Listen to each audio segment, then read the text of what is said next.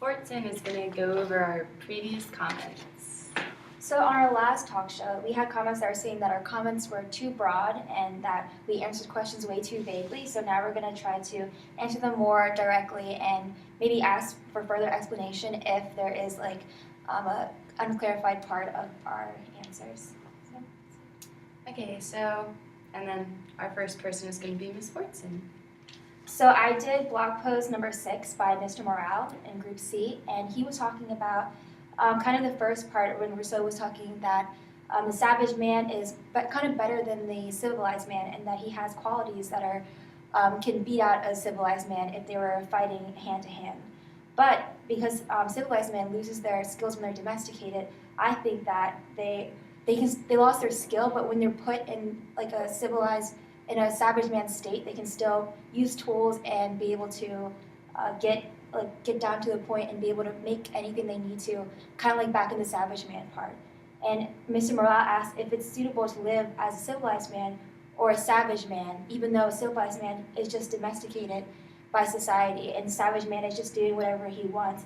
Both of them are kind of equal, but I would want to ask if you think that a civilized man can go back to the savage man state, like Rousseau was saying. I don't think we can, just because we progressed so much that there'd be no way to go back to it, I would think. But, I mean, the savage man went to society to escape, danger, to survive better. What if there's a point in which society is no longer the best solution to the problems that the savage man can face? It's dangerous to be in society compared to nature. Wouldn't we still use like the tools and stuff that we formed by society? So wouldn't we still technically, in a sense, be in society even if we're not necessarily? Well, we could still use tools, but society is more of an interaction between individuals. It's not the use of tools. And things that are the product of that interaction have to be categorized as society, right? Like a refrigerator, you're not interacting with anyone when you use the refrigerator, but it's the product of your interactions with people, like society's advancements as a whole. So unless you get rid of every single comfort and modern convenience and go back to, going out and killing a tiger with a rock, I don't think you can go back to savage society. And even if you did that, you would still have within you the knowledge and the capabilities that modern society gave you. So it's like trying to go back to when you were a baby. It's appealing kind of, but it's just not possible. But I think if you're in an extreme state of say you're put out in the jungle or anything, do you think you would revert back to those instincts and using things that you didn't use before, like we are hearing sounds that we kind of recognize at the time of the day and that we need to get things done? Do you think we can go back to that state? No, I don't think so. Because if one of us went out into the jungle or compared to someone in the savage state going out into the jungle, I think they would survive a lot longer than us because they would have within them the natural instincts and the socialization to just survive in the wilderness that we don't have because we grew up in this modern comfort society. So I don't think you can do that. Yeah, I agree. I don't think we have those instincts that a savage man would have, versus living in a wild. I think where they wouldn't fear certain animals and know they're not a threat. To us, we see animals in a zoo and stuff like that. So certain animals we would be scared of. We may even attack. Yes.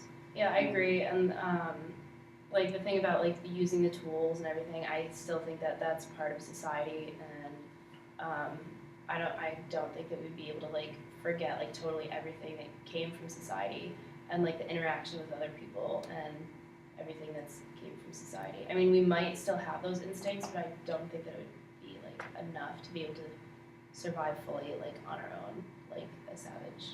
Yeah. So the blog post I chose is directly correlated to that. It was Mr. Gadway, blog post number 7, and he titled it "The Law of Pity and the Law of Man." And so he talks about is how if the savage man had to have a law, it would be pity and self-preservation. And then Mr. Gadway asked if we agree with Rousseau as when he says that laws that govern us ruined us and that pity should govern us and we should go back to how pity would govern us. But Mr. Gadway thinks that mankind would not survive if we got rid of all the laws and everything and we're okay, pity's gonna govern us now, just get rid of everything we've known. And so My question is, does the law of pity that the savage man followed no longer apply to us today? And if it does, how has it changed to fit society?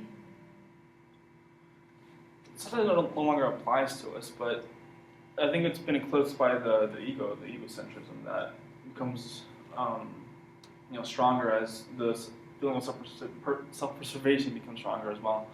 And I mean, I agree with Mr. Gabby that we could not rely just on the law of pity because we're a lot more, you could say, reasonable. We reason a lot more than Savage Man used to back in when they used pity versus egocentrism.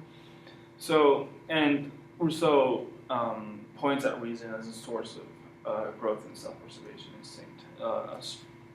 So this increase of reason and this increase of egocentrism would not help human beings interact appropriately under the law of pity, I think. It would be very destructive.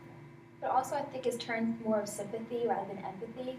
With the pity, I think with pity, I think you want to put yourself in that person's shoes and you really feel for them. But now I think it's kind of you look from a distance. You're more like sympathetic rather than feeling empathy for that person. And I think with the egocentrism, like because of society today and like it's affected us, so we kind of like remove ourselves from like a situation where we feel pity. Like some people would like see something that they feel pity for and then like try to ignore it so that they don't have to feel that pity or don't have to like get involved with it. So I think like society has kind of ruined the laws of pity and everything, but I guess the laws have governed us. So Well, I mean, it's like the savage man followed law of pity. So like you were saying, if we were in the jungle or whatever, and we had to go back to our original instincts, or would those kick in? So if you think that, like in Survivor, never watched the TV show, but like if we stuck a whole bunch of people down there for like a whole bunch of days, do you think that they could resort back to the law of pity? I don't think it could work like that quickly in a few days. Maybe if you're out there for like the rest of your life, possibly, but not in a short period of time. Yeah. Yeah, I agree. I think if it was like a short period of time, it would be like survival for yourself. You would be focused Yeah. on what you can do and how you can live and how you can make it through. Whereas like if you knew you were going to be there for the rest of your life kind of thing, it would be like you would develop your instincts and develop like what you need to know and then maybe start gaining that pity back and feeling and helping other people. Yeah, I mean, the book Lord of the Flies is basically based off of that concept.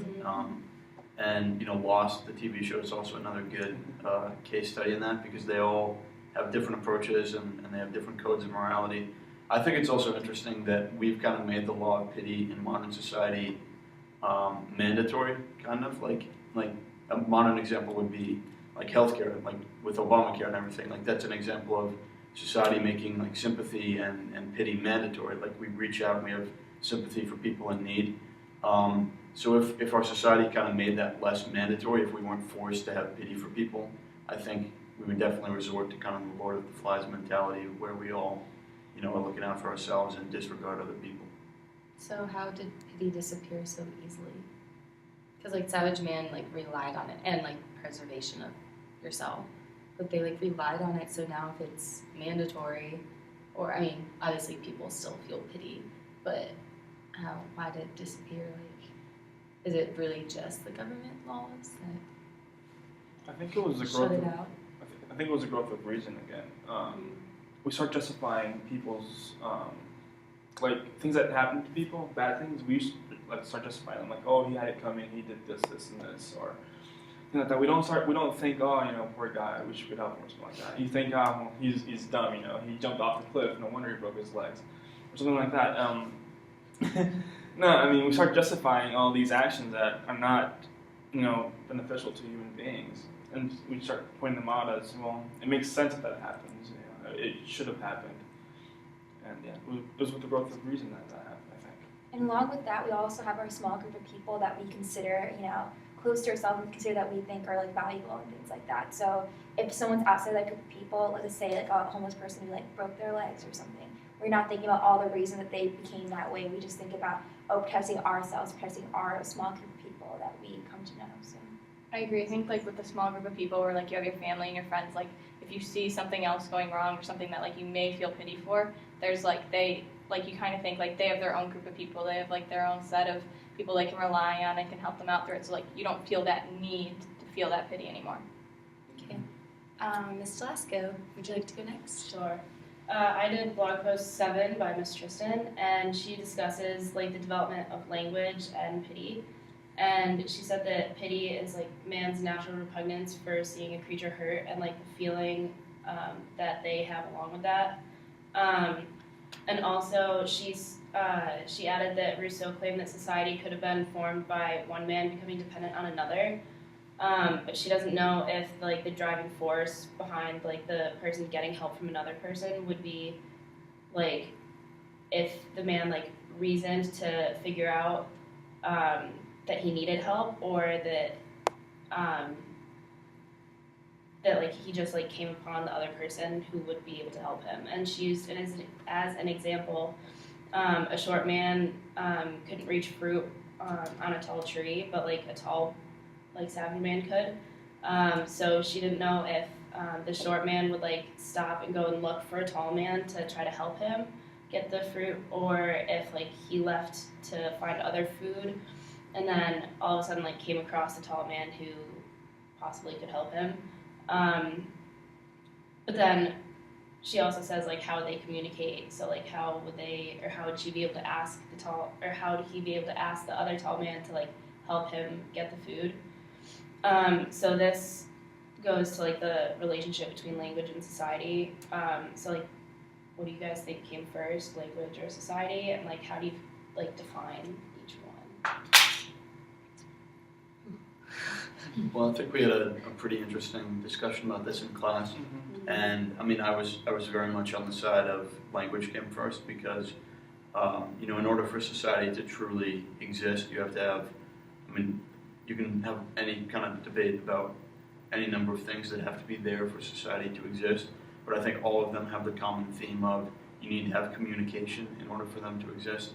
And so, it's not really chicken or egg for me because I really think it's pretty apparent that language is necessary, but I don't know, I'm open to other opinions. I agree with you. I think language came first. I'm assuming you've all seen The Little Mermaid, and she takes her voice away and she says like, oh, you can use body language. Like it's called body language. It's not called just like, oh, use your body. It's body language. So I think even if you're not using words to communicate, you're still pointing. You're still. We consider sign language a language, and even though that's more developed and formed back then, like I don't know, you just point to your eye and that meant like look or things like that. And you didn't necessarily need words to describe that. It was just actions that people took to mean the same sort of thing. But it is really just pointing, grunting language. I think so. You're addressing something, yes, but you're not describing it. You're not giving it an action. You're just saying. I think if it is, I was going to say I think if it is language, then that started before society, right? Mm-hmm. And if it isn't language, then I think that's primitive enough that society didn't exist back then. So either way, I think language came before society. I think if it is, then society came after that. If it isn't, then society didn't exist back then anyway, and it didn't happen until after we started speaking. So either way, I don't think. I think it came afterwards. Personally, I think that language came first. Society came first, my bad. And it's just because I don't see a reason for language to exist if there's no society. If you don't have any interactions with the people, like on a daily basis, why do you need a language to interact with them? Someone just sit down and say, you know what, I should probably find a way to name every single thing in this forest just for fun. It had no purpose. Meanwhile, if you're talking to other people, instead of going to a tree and pointing at it, you can just say, hey, tree, And that's what caused the need for language, I think. That's why I think that's why I think society came first, because before interactions, there was no need for language. Well, I think that's the first form of communication, even the body language, because we wouldn't be able to be together if we didn't have this urge to communicate with each other. And then I think we tried to develop a language first just because we wanted to communicate with each other so badly.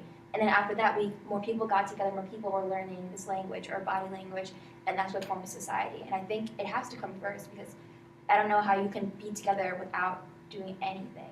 How can people form a connection without, doing any type of body language or any type of language at all? And you also have to see what you define language as. Because like you were saying, like pointing and grunting at something isn't language. But to me, I mean, if you point at something and I look there, to me it's language because you're communicating like over there. Yeah, I agree with that because it's like portraying like the idea that you're like you want them to look at something. So and it gets them to look at it too. So I think if it includes the other person in it and like has an idea for it, then it does. It is language. It's fine. Okay. Any last comments? I mean, I disagree, but whatever, it's okay. No, I understand what you're saying. It makes sense. Ms. Whirling, would you like to go? Sure. I did Mr. Pohl's blog post number 8, and he brings up the concept of like society and moving forward and advancing. And his question that he breaches at the end is, can man go back to a simpler time, or is man stuck in a never-ending progression that will eventually lead us to our downfall?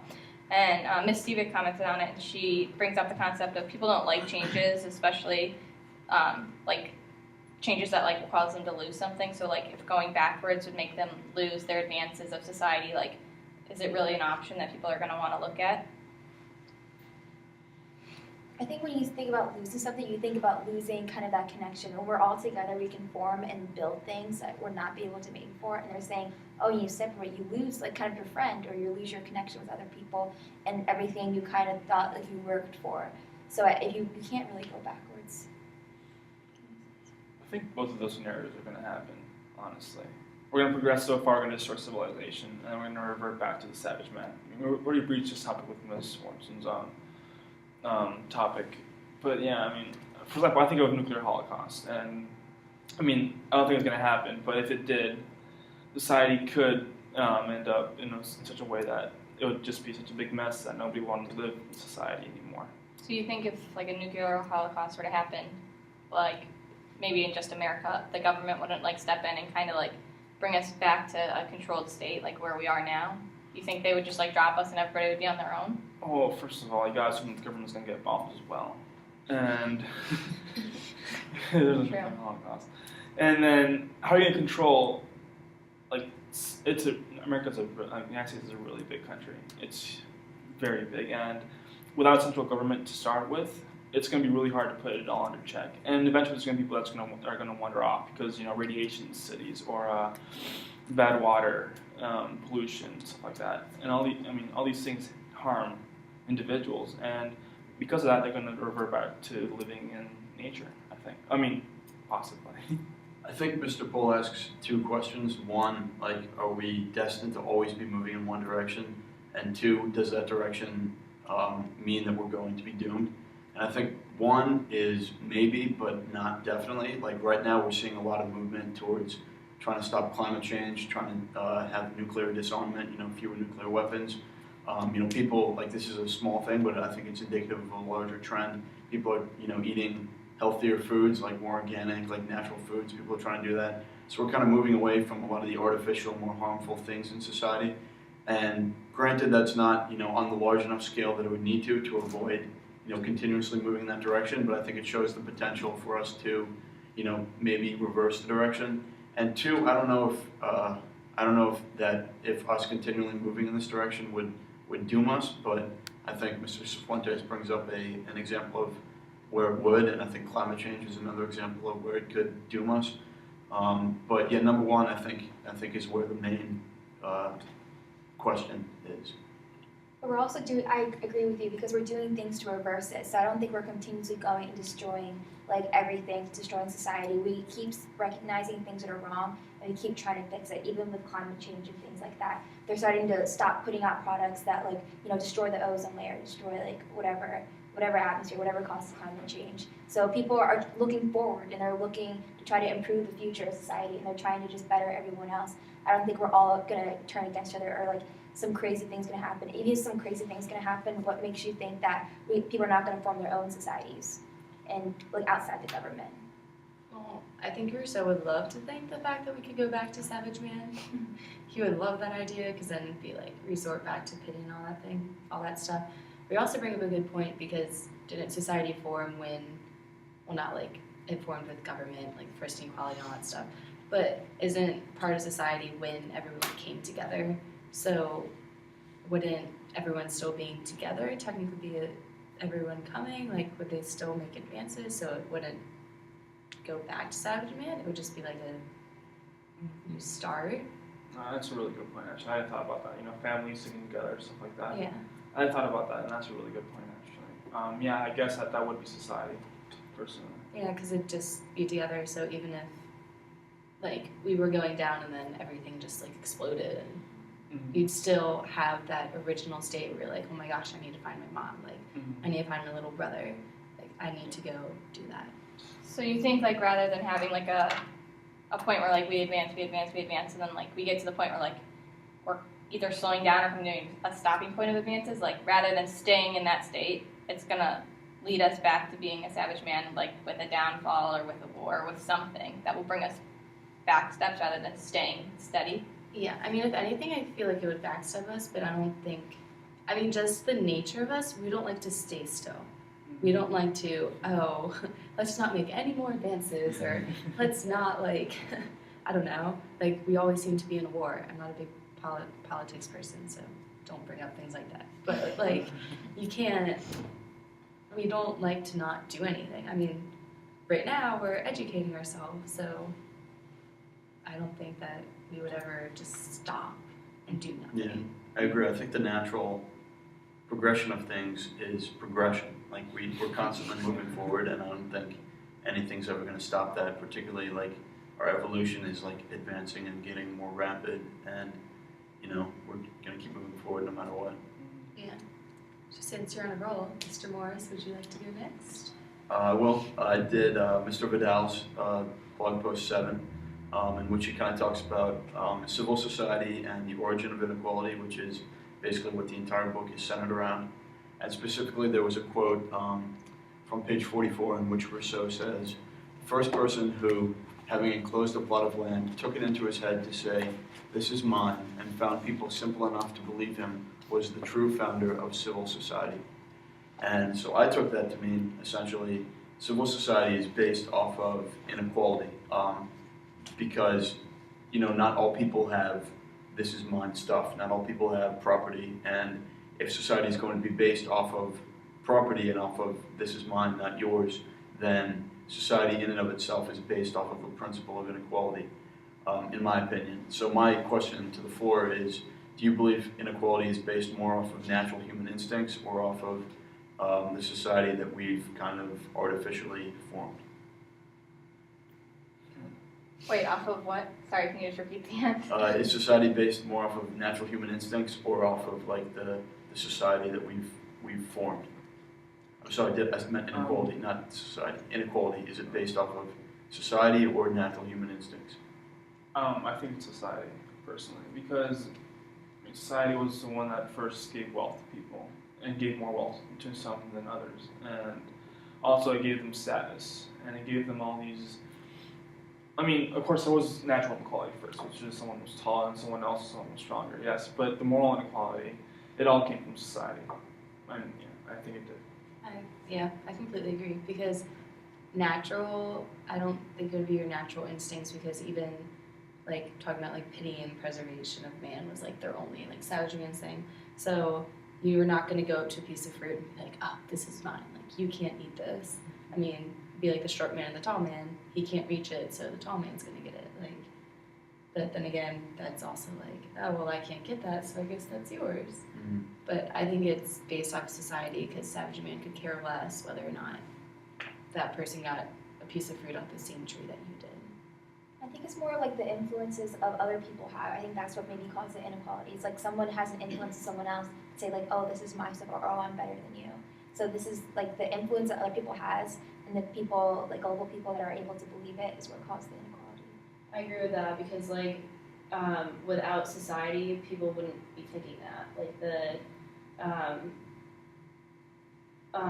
the more agile man, the more talented man, or all that kind of stuff that came from society. So obviously, the inequalities were based more off of other people's like opinions about other people, which came from society. But even though money and status and all those things are kind of artificial and are created by man, isn't kind of the selfishness that drives our desire for them, isn't that natural, innate to humans? I feel like it was brought upon by society, but it's one of those things where it's like deep in your subconscious and then society like brought it forth. But there was no reason for that to happen beforehand. Like, why do we all do everything that we're doing now? It doesn't seem like it, but it's all kind of like put into our systems. And even if you go against it, like it's still like you're like, oh, I want to go against society. Like it's thought out. It's not something like you do naturally. All right, Mr. Cifuentes. Well, I had Miss Lewison's blog post, blog post number 8, I think. Yeah, blog post number 8 on government, and she talked about how things started off, and it was the rich men that had things, and the poor men that got things taken away from them. There was war, and there was conflicts, and around the middle of the blog post, something really interesting that was that the rich man was. I thought that she was assuming that the rich man was the one that instituted government in the first place. And I personally disagree. I thought it would be the poor man that established it first. The one that had little things had a lot to lose. Those were the ones that instituted government first, because the rich man always had the ability to not only foresee like attacks or theft, but they had the ability to protect it too. So I was just asking what you guys thought. Like, was it the rich man or the poor man that actually put government in place? Well, it was definitely the poor man that put government in place, because the rich man had a reason, like when they thought about it, but before that they probably thought, oh, I'm on top of the world, like I have everything I want. But the poor man is the one that they all got together and they were just like, we are not getting what we wanted. We need something to protect us from this rich man for just coming over us and using their abilities or their influence on other people to control us. Mm-hmm. It needs to be like kind of like on an equal ground for everyone. I mean, I thought it would be more like the poor man like came up with the concept and the idea, and like maybe they got together with other poor men and like maybe not established government, but like developed a plan and an idea for it. But like if the rich men were the one who were controlling society at the time, wouldn't it have been them who would have implemented it and like said, okay, like let's do this, here are the laws. Like it may have been their idea, but like was it really them who established it, who brought it about, who created it? Well, I think the rich man probably thought about it and was probably like, oh, I should probably protect myself too from all these poor men like coming against me and ruining my stuff. But it was definitely, I think it was the poor men that thought that they wanted something to protect themselves with and have justice against everyone. Not to be the guy who does the cop out, but I think it was honestly both.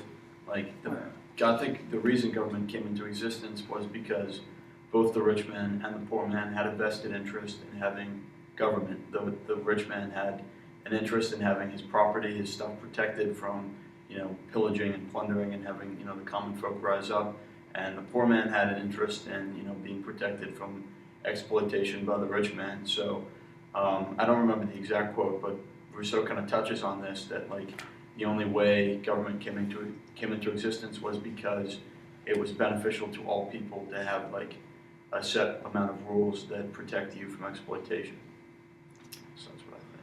Well, yeah, but did the idea originate from the rich or the poor? Where do you think it originated from? Like they both agreed. They both agreed upon it, obviously, but you were thinking from both at the same time. I mean, like, I don't know if we can trace back. Like this guy came up with the idea for government, but I think the fact that both of them had such a strong interest in having government and all the protections that come from it means that it wouldn't have come into existence if both of them hadn't wanted it to. Meaning that, in essence, the idea came from both of them. All right. That's fair. Any last comments, concerns, questions? No. Okay. Well, that's all for us. The killer bees are buzzing off into the sunset of DC.